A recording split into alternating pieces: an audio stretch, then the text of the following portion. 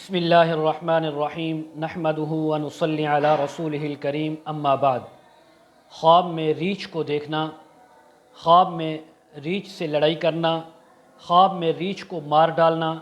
خواب میں نر ریچھ کو دیکھنا، خواب میں مادہ ریچھ کو دیکھنا، ان تمام باتوں کی تعبیریں آج اس ویڈیو میں بیان ہوں گی۔ تو جلدی سے آپ ہمارے چینل کو سبسکرائب کر لیں،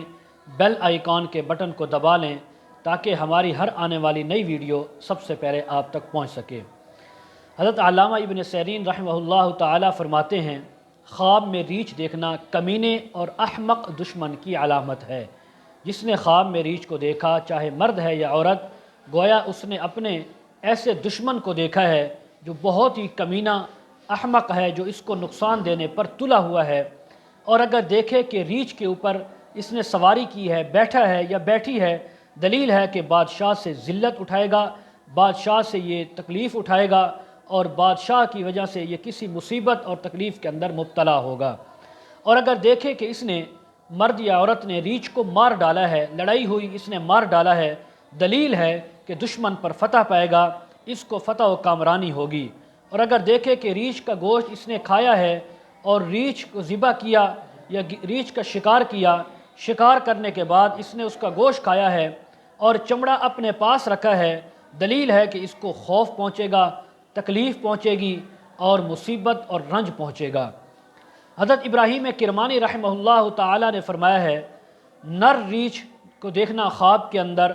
یہ دیوانہ آدمی ہے، گویا اس نے کسی دیوانے کو، پاگل کو دیکھا ہے۔ اور ریچھ کی مادہ اس شکل اور خصلت کی عورت ہے، یعنی ریچھ کی اگر مادہ دیکھی تو سمجھا اسی خصلت کی یہ عورت دیکھے گا، اس کے ساتھ واسطہ پڑے گا، اس کے ساتھ اس کا نکاح ہوگا، شادی ہوگی۔ اور اگر دیکھے کہ مادہ ریچھ کو اس نے پکڑا ہے تو اس کی دلیل یہ ہے کہ اسی صفت کی عورت سے، وہی بات جو پہلے میں نے بیان کر دی کہ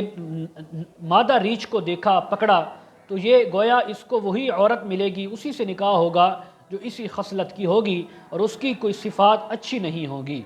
اور اگر دیکھے کہ ریچھ اس کے گھر میں آیا، کسی کے گھر کے اندر ریچھ گھس آیا، اس نے خواب میں دیکھا ہے،